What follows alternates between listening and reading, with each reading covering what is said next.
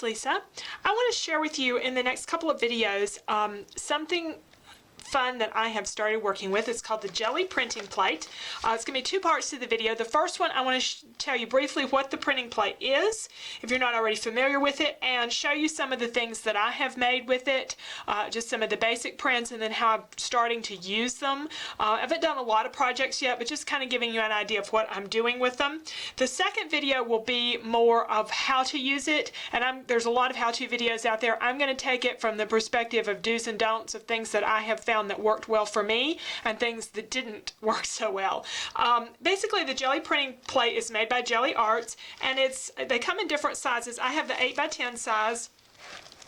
It's about probably 3/8 of an inch to a 1/2 an inch thick, and it's just this gel that you lay it down on a very flat surface. You apply paints to it with a brayer, roller of some type, and then you put stencils down, or you use various tools to pull some of the paint away and press paper on it, and you will be left with designs. And for the most part, I'm using mostly just white cardstock that I get at the office supply store. It works out to about 6 cents a sheet. So and it comes in this clamshell packaging, and we'll talk a lot more about that, and they have some do's and don'ts also in the material you get with it. We'll talk about that more in the second video. For now, let's take a look at what to do, or what you can do with the Gelli plate. I watched a lot of videos and I just got really fascinated with this, so I just had to have one, and I've had a lot of fun.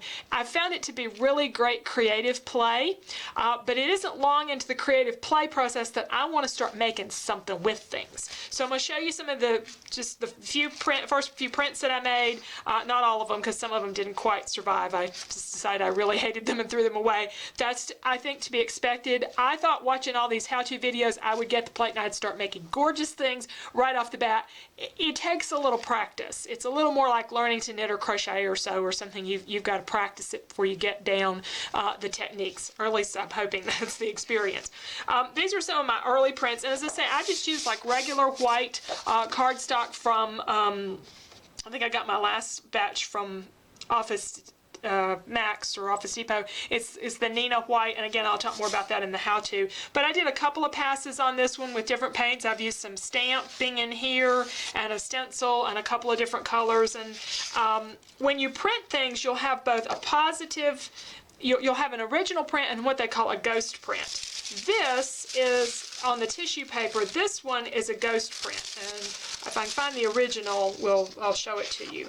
Some of them I did gobs of colors. This one is also a ghost print, and I can tell that because there's a lot of paint here, and what my stenciled item is well, anyway, we'll talk, as I say, we'll see more about that in the how-to as well. Now we've got some prints that, as I say, were more successful than others. One of the things I like about the Gelli print is, even though you're adding multiple layers, and this probably had maybe 3 passes to it over the, I put paint down and stencils, and I press the paper down, pull it up, do more paints and stencils, press the paper down, pull it up, and do that like 3 times. It's not heavy, and it stays fairly flat, as opposed to laying a stencil down on a piece of paper and going over it with paint. A lot of times you're getting a lot more paint in some areas than others, and it'll tend to warp the paper more. But I found with the Gelli print, you don't get as much warpage, if that's a word, with the paper. So you can see I did a lot of things with my swirly stencil. This one I added some metallic paint to it, and it's just really gorgeous. I mixed in, I think, the bronze metallic paint with some brown, and that's probably distress ink or paint. Here's an example of a stencil where, you have a positive and a negative side of the stencil. This was maybe my first print where I put the paint down, laid my stencil on, pressed my paper over the top, and this is what came up. And then I have all this extra paint on my Gelli plate, so I laid this book paper down, and I got this design, and I like this one a lot better. I very often like the ghost prints better, and it just depends on the colors and the stencils and what, and just what you like. So you can work with all kinds of book paper. In fact, it will take a lot of your book paper and make it more stable because you're adding those layers of paint to it. All right, I only saved this one because I really love the background color. Do not like those blue dots on that pink background at all, but I loved that background of a mixture of gold metallic and some purpley colors. It almost ended like a mauve. So I'm going to show you in a minute what I'm going to do with all of these kinds of things. There's another pretty ghost print. All right, here's an original one, and then here's a ghost print. I don't know that they're this. They may be the same one. This may be the ghost from this one. Some things were more successful than others. This is one I didn't really care for because some stencils work better than others. This is a stencil that I only did one pass with this one. Put the blue paint down, a couple of shades of blue, put down a stencil that I had cut with my silhouette, did one pass, and I think that's beautiful, and I didn't mess with it anymore. Other things, I did multiple passes, and sometimes that worked well, and other times, not crazy about that. This is a stencil that I also cut with the silhouette, and I just don't think it works very well with the Gelli plate. So it's a lot of experimenting. You don't have to do white cardstock. You can do colorful cardstock. This is from probably either a Stampin' Up! Or a Paper Tray ink. I think it's Paper Tray ink cardstock, but it doesn't warp at all. And you can add your designs to the colors. More book paper, and I just kept adding stuff to this. I think that's really pretty. This was one of my most successful prints, and I wrote down, so I really liked it. I wrote on the bottom here what I used, what colors I used, and what stencils I used. I only did 2 passes to get this. The background is bubble wrap.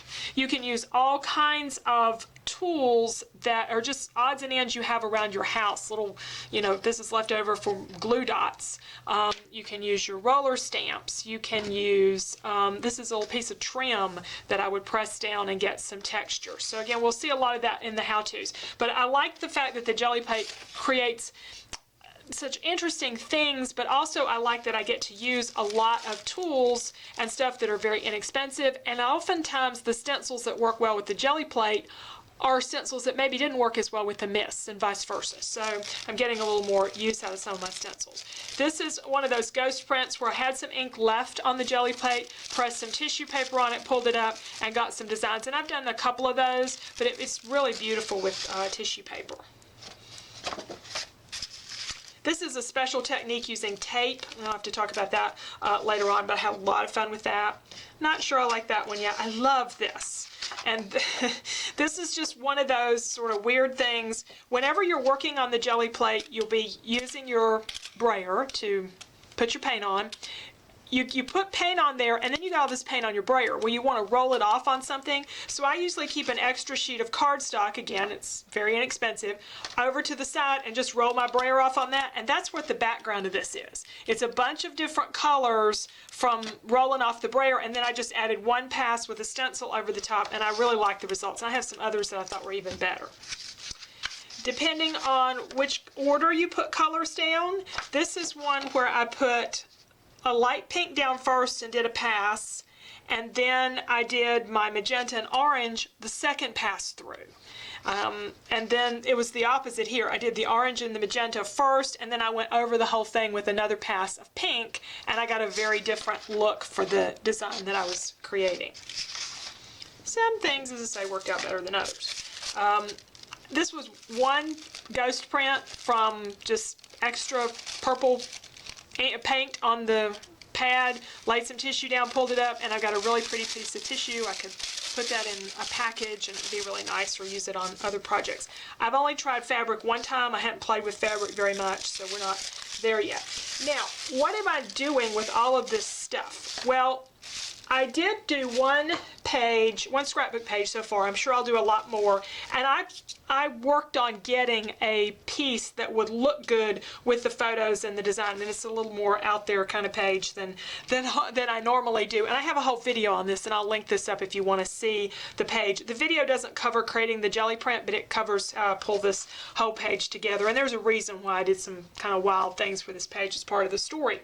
Mostly what I've used them for so far are cards. Gelli printed papers are used very often in art journaling, but I'm not an art journaler.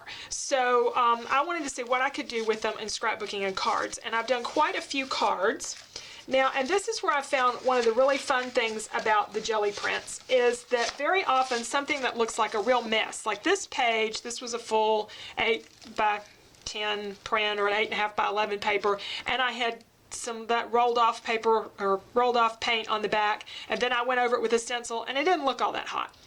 But when I started cutting it into smaller pieces to use it behind these die cuts for these cards, I thought it was beautiful, because you've got a little bit of that metallic paint that I had done here in the middle, and some that's not, and it just makes this really pretty card. So I just cut these out of the silhouette and kind of laid them over the top of this paper and decided where I wanted to cut my back side out of that, and it created a beautiful background and a really fast card. So that's one of the things I've done with them. I've taken, just extra paper and stamped on it. This was a Gelli printed book paper and just stamped on there with some regular stamps. This is some just Gelli printed paper that I also stamped and embossed on the top of, going for a very flat card, and a little bit of washi tape, and got some real fast cards. Now these were planned. I knew I wanted to do something with butterflies, and I had these certain colors, so I did my Gelli print specifically for these. The background, I didn't save the background paper, but it was, as you can see, this yellowy green with some dots. There was maybe 2 or 3 passes to get that color. And then the butterflies themselves was this paper. And I saved what I had extra. And it looks like just a jumbled up mess, but when you cut out a design from it, you get something really pretty, and that's where you can see these really pretty butterflies.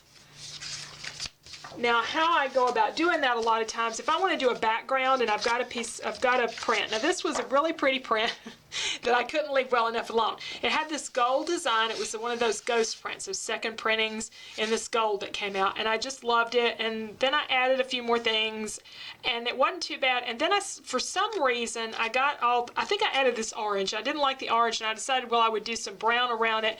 It just got worse and worse. It's got probably 5 passes on this paper, but there is a salvageable part. If you look at just a section of it, it's actually pretty. And when I cut all that other stuff around the outside, I can salvage this and get a nice card base. So I just took a piece of regular cardstock and cut out my 4 1/4 by 5 1/2 inch card front and just laid that over the top. And very often I can do that and even print. So this was one of the early ones I did, and my brayer was sort of not really cutting into the paint, but cutting into the paint a little bit. And even when you take this, you can see that you can cut a lot of that out and still get a pretty design. It's still salvageable. So something like this, make a beautiful background. And some of these really busier ones, you can just, decide what you like that way. So that's a way to use them for cards. We're going to talk more about that in subsequent videos, but I wanted to give you an idea of what the Gelli plate can be used for besides art journaling. And I'll be doing more scrapbook pages and all, but the next video coming up will be what I have learned in actually using the plate. So we'll do several prints, and I'll give you what I consider my do's and don'ts.